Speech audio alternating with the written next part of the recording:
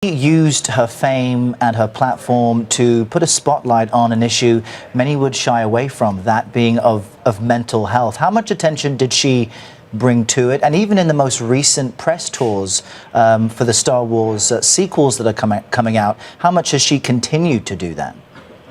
She never let go of that in the best possible way. I mean, just to make it personal for half a second, I have bipolar 2.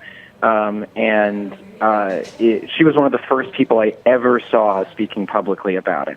I mean, even before I knew that was my diagnosis, that was something that I was aware, her words were something I was aware of in terms of describing this particular illness. And after I got diagnosed, I went back and looked at a lot of the work that she'd done, and not only did it provide strength, it provided a humorous perspective that didn't feel like it was belittling the topic. And she did use her fame as a platform to speak about it and also to speak about treatment. It wasn't just talking about, oh, woe is me, this is such a difficult thing to deal with, which is an important thing to do. She also spoke about how she had gone through electroshock treatment, and she had tried lots of different medications before she could figure out what worked for her.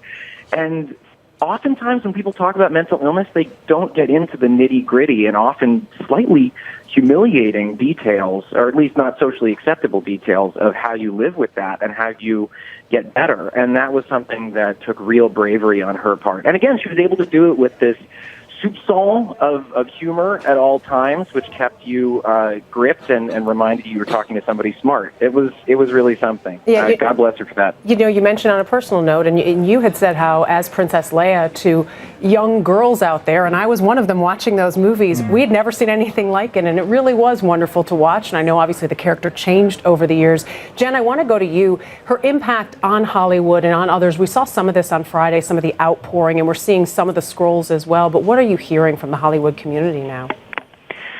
I mean, I think most of the Hollywood community, I mean, if you just pulled up your Twitter feed right now, every single celebrity that you follow or even don't follow is just, I think, really mad at this point of how many incredible actors and actresses and singers we have lost in this year. And Carrie definitely hit home. She was a favorite to so many celebrities, to the entire world. She had so many different connections, whether it was her ex-husband or her mother, her daughter. And, especially for Carrie, this is a woman who's famous for decades, but recently just got this resurgence, and people recently, saw her again so much on her book tour, and it's such a compelling book that she wrote.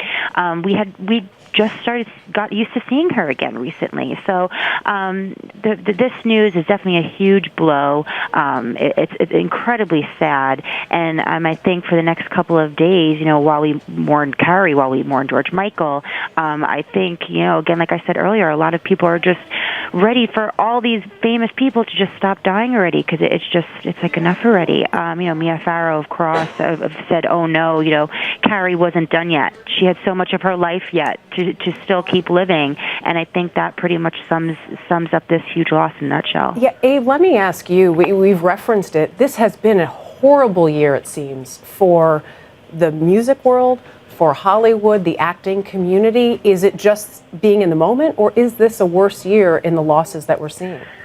I'm no statistician, but from what I've read, there have been some breakdowns in the past couple of days about whether this was a statistically significant deviation, and apparently it was. This was a particularly tragic year for high-profile deaths.